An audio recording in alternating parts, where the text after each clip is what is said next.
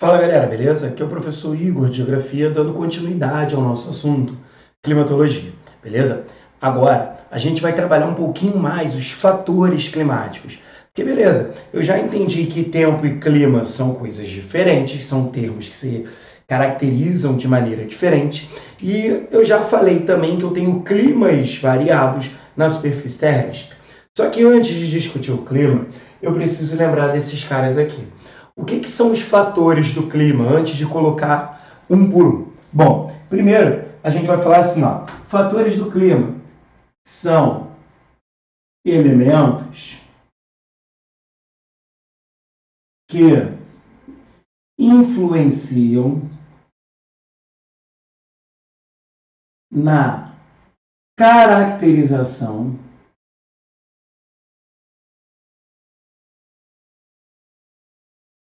de um clima. Ou seja, um clima vai ter características que estão ligadas aos fatores climáticos. São aqueles caras que influenciam na formação de um clima. Beleza? Vamos lá. Vamos começar. Vou botar aqui, ó, 2.1. Qual vai ser o primeiro fator que eu vou analisar? Qual vai ser o primeiro fator que eu vou considerar? O primeiro fator vai ser a chamada latitude. Professor, existe ordem de importância? Um fator é mais importante que o outro? Não. Dependendo da localidade, você vai ter um fator influenciando mais do que o outro na caracterização daquele clima. Mas não existe importância. Vou começar pela latitude. Primeiro, você lembra o que é latitude? Vamos lá. Em linhas gerais, latitude corresponde à distância de um ponto em relação ao Equador. O que é o Equador? É o paralelo central, que possui o quê? 0 graus de latitude. Ah, calma aí, professor, acho que eu lembrei. Então, a latitude tem a ver com cartografia, tem a ver com coordenadas geográficas. Sim, vamos lá. Você viu que o Equador é o paralelo central, então ele tem 0 graus de latitude. Mas como que a latitude influencia? Eu não gosto de colocar definição aqui, não. Eu primeiro quero entender. Então, olha só, você está analisando aqui o planeta Terra com o Equador traçado na porção central. Aí você vai lembrar que a energia que aquece essa superfície, ela vem de onde? Do Sol. E devido ao formato do planeta e também ao eixo de inclinação terrestre, nós vamos perceber o seguinte, que essa porção central aqui, ó, entre o Trópico de Capricórnio no sul e o Trópico de Câncer, ela recebe mais radiação do que essas zonas polares, que estão mais distantes. A radiação aqui ela é mais inclinada, ela não é perpendicular, igual na porção central. Ah, então calma aí, deixa eu ver se eu entendi. A latitude é a distância de um ponto em relação ao Equador. Sim. Então, quanto mais distante um ponto estiver do Equador, menos radiação ele recebe. Sim. Ah, então agora acho que eu entendi. Eu vou falar o seguinte, então. Ó, para não esquecer. Quanto maior for a latitude, ou seja, quanto mais distante eu estiver do Equador, o que vai acontecer? Menor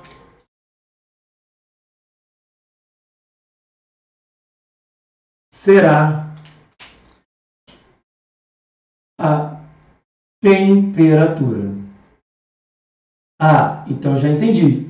Quanto mais distante eu estiver da porção central, menor a temperatura. Show de bola. Então já consegui perceber o seguinte, que a latitude influencia também na formação das chamadas zonas climáticas. Então deixa eu colocar aqui, ó, zonas climáticas. Quais são as zonas climáticas principais que nós temos? Ó, lembra lá do sexto ano? Aqui, ó, zona polar, não é isso? Entre o Trópico de Câncer e o Trópico de Capricórnio tem a zona intertropical. E entre a zona intertropical e a zona polar eu tenho a chamada zona temperada. Então deixa eu botar isso aqui. Ó, zonas climáticas. Vamos lá. Zona polar. Eu tenho a zona polar do norte e a polar do sul. Zona temperada. E zona intertropical. Beleza, galera? Tudo bem? Então esse é o primeiro fator, a latitude. Ah, professor, então peraí. Pensando bem, eu lembrei o seguinte, que a maior parte do território brasileiro está onde? Está aqui, ó, nessa zona intertropical, certo? Certo.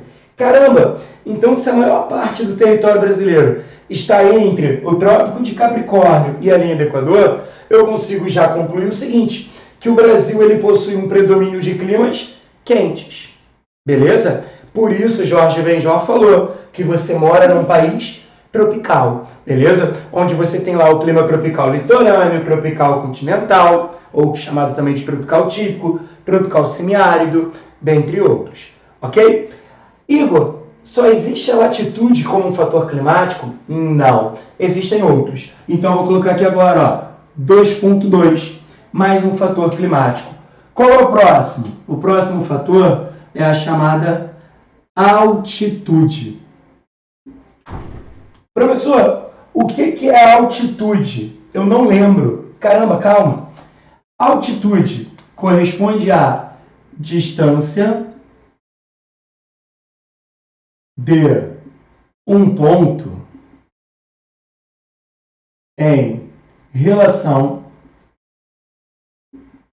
ao nível do mar. E aí o nível do mar é o nível de base, ou seja, eu vou falar que o nível do mar ele possui 0 metros de altitude, ok? Então vamos lá. Caramba, a altitude é a distância de um ponto em relação ao Equador. Já sei, então vou representar a altitude, ó, dessa forma aqui. E aqui eu tenho o nível do mar, ó. Deixa eu colocar aqui em vermelho, ó, 0 de altitude e, sei lá, 800 metros de altitude.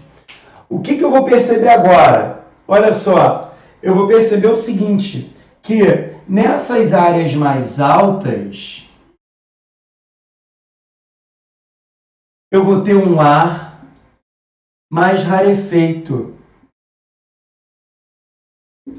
com menos oxigênio, com menos gases para manter essa superfície aquecida. Ah, então se eu tenho aí um ar mais rarefeito, o que acontece?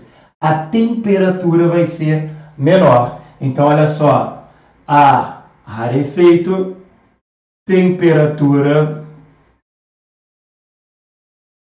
menor. Beleza? Ah, professor, entendi. E agora? Bom, alta altitude, baixa temperatura. Simples. Nas áreas mais baixas, considerando apenas altitude, eu vou perceber o seguinte, então, que eu tenho uma temperatura maior. Foi? Beleza? Tranquilo? Tudo certo? Então, olha, mais um fator. Primeiro, a latitude e agora a altitude. Foi? Agora tem mais um fator aqui para a gente analisar, que muita gente confunde com altitude. Qual é agora? Vou botar aqui, ó, 2.3. O próximo fator eu vou chamar de relevo. Mas, professor, não é a mesma coisa? Não. O relevo ele tem um papel importante quando você analisa a circulação das massas de ar, das nuvens carregadas, por exemplo. Então, vamos lá. Como que o relevo funciona? O relevo, ele influencia na circulação de massas de ar. Ele muitas vezes ele acaba influenciando como uma barreira, um obstáculo. Beleza? Em outros, ele dificulta, por exemplo, a dispersão de ar mais quente. Vamos lá. Deixa eu dar um exemplo de como o relevo influencia. Ó. Um exemplo clássico aqui. Ó. Eu tenho um relevo desenhado, uma borda aqui de um planalto, e aqui ó, eu tenho um mar. Sobre esse mar, sobre esse oceano, eu tenho a chegada de nuvens carregadas. Ó. Essa massa úmida, ela vai se deslocar em direção ao continente. Mais para frente a gente vai entender melhor por quê, quando a gente vai discutindo a variação de pressão. Mas olha só, vai por mim. Ela vai se movimentar, ó, para o continente, ela vai vir para cá. Só que ao chegar aqui, ela vai ter um problema. Ela precisa ultrapassar esse morro, essa borda, essa encosta. Resultado, ela se depara com esse relevo e para poder ultrapassar essa barreira orográfica, o que acontece? Eu tenho precipitação. E aí quando ela chega do outro lado, já está o quê? Seca. É como se fosse um carro pesado. Imagina um Fusca a gás com 6 pessoas tentando chegar numa praia ou num sítio do outro lado desse morro. Não vai subir a serra. O que eu faço? Eu vou tirar o peso do carro. A galera vai a pé e o motorista segue viagem. Depois eles se encontram, sei lá. Então, ó, aqui a nuvem chega sem umidade.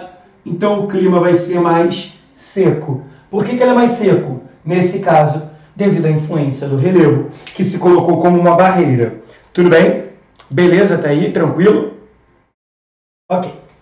Mais um fator climático. Vou colocar aqui, ó, 2.4. Caramba, professor, são vários? São vários, não dá para falar que é só um, não. Então vamos lá. Qual é o próximo? Cara, o próximo fator climático é a chamada vegetação. Ah, Igor, vegetação eu sei que aqui é. Sim, que bom, mas como ela influencia no clima? É essa a pergunta que você vai fazer o tempo todo. De maneira bem simples. Olha só, a vegetação, ela influencia na umidade do ar. Ela contribui para o aumento da umidade. Como assim, professor? Quem é meu aluno sabe, eu não consigo explicar alguns conteúdos sem desenhar.